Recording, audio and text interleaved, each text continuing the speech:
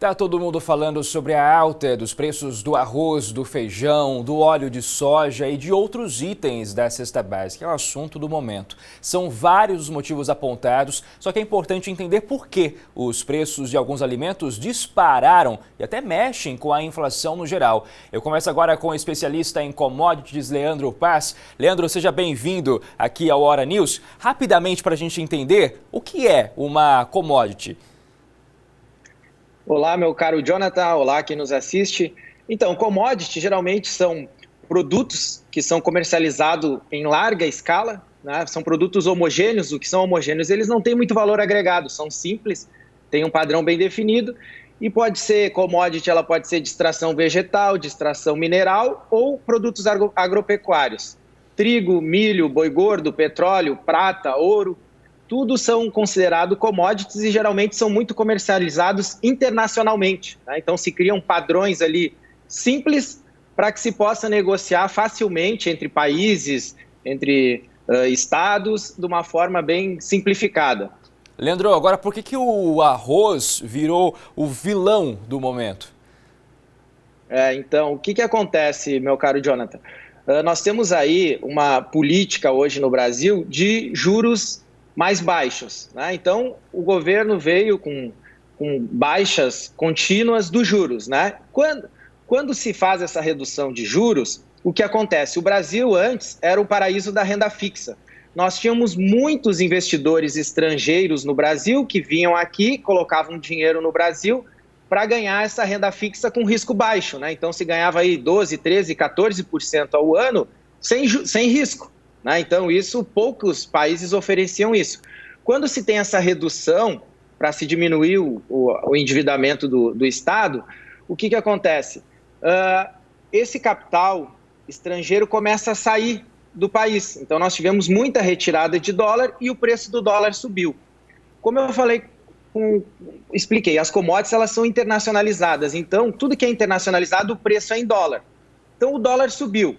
Por exemplo, se uma saca valia $10, com o dólar a R$4, ela vale R$40, né? Digamos e com o dólar a 5,50 ela vale R$55.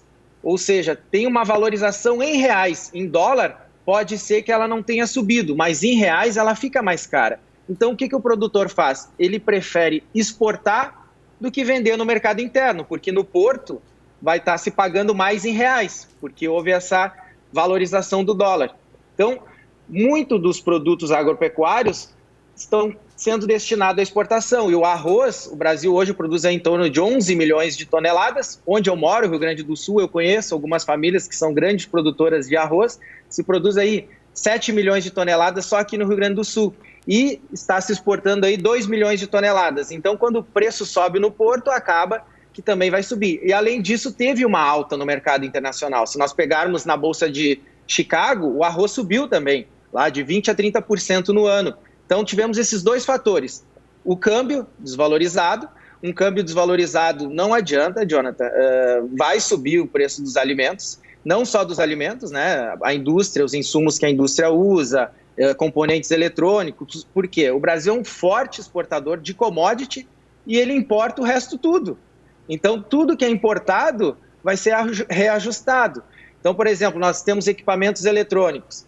Quando a pandemia for atenuando e zerar o estoque das empresas e vierem estoques com o dólar novo, reajustado, também vão subir o preço das coisas. Então, nos alimentos, impacta muito no público mais baixo, né? Por quê? Porque no orçamento da classe mais baixa, os alimentos têm uma representação muito alta. Então, esses serão as pessoas que mais vão sentir. Para você ter uma ideia, Jonathan, em 2008, eu negociava o arroba do boi gordo a R$60. Essa semana, eu negociei a R$250. Eu cheguei a negociar milho, a saca de milho a R$24. Eu estou negociando agora a R$60. Né? Eu atuo diariamente no mercado futuro. Então, os preços subiram bastante aí nos últimos tempos e isso, infelizmente, acaba chegando no bolso do consumidor. Eu vejo o pessoal falando do arroz.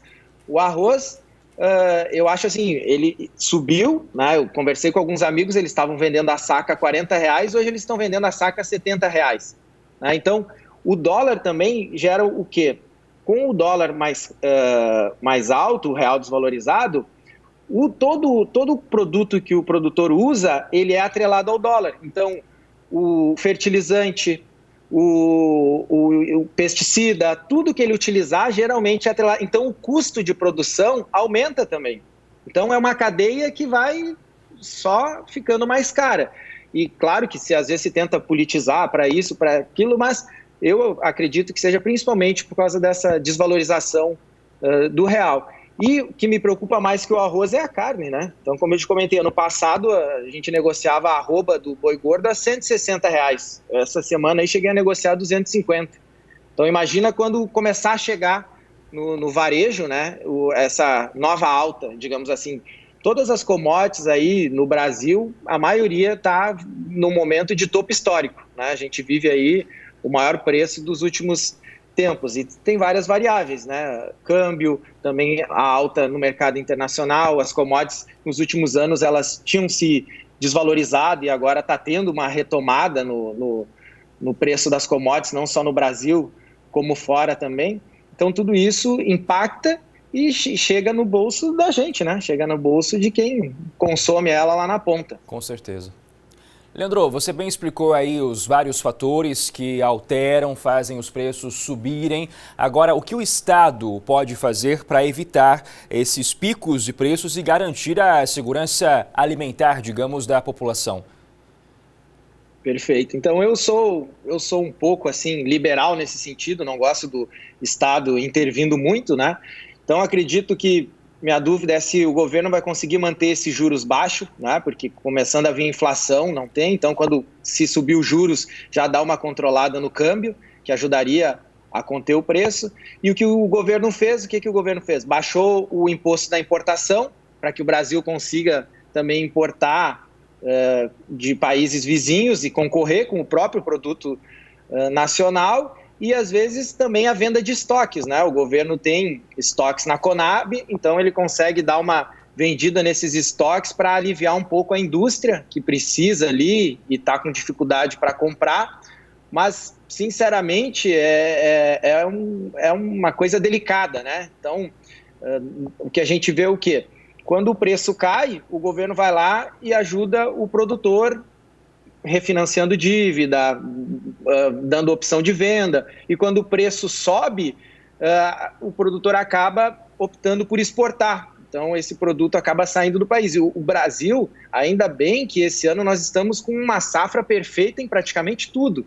Todas as safras aí estão batendo recordes históricos aí de produção e produtividade. Imagina se a gente tivesse um problema climático, como nós tivemos em anos anteriores. Aí o preço ia perder de vista, né? Então, ainda bem que a nossa safra está cheia, mas eu acredito que provavelmente o governo terá que mexer nessa taxa de juros para tentar conter um pouco essa inflação aí acumulada. Leandro, e qual é a perspectiva aí para os próximos meses? Preços vão continuar altos ou a gente pode imaginar um declínio aí daqui para frente?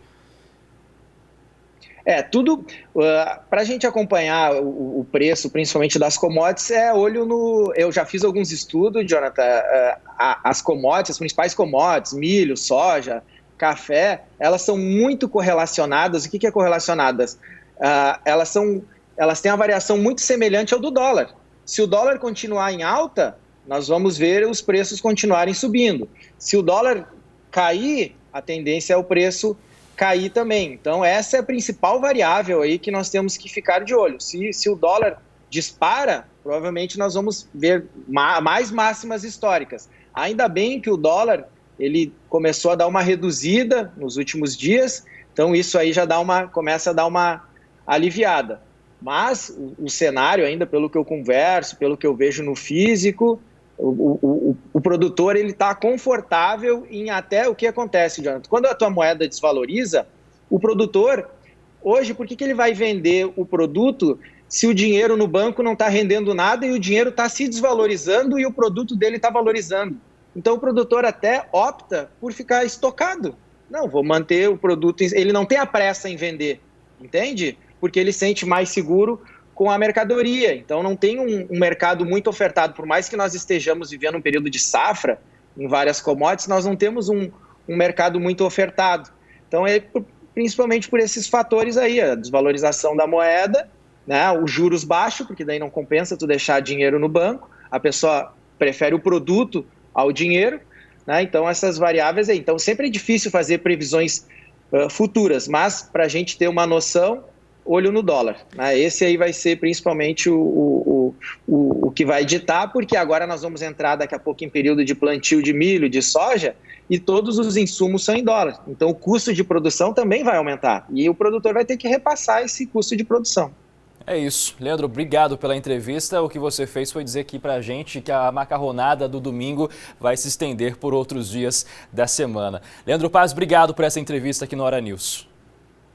Eu que agradeço a oportunidade aí, um abraço, Jonathan, um abraço a todos. Espero ter podido esclarecer um pouco aí e também fico na torcida aí para que os preços parem de subir tanto. Com certeza, estamos todos por essa torcida.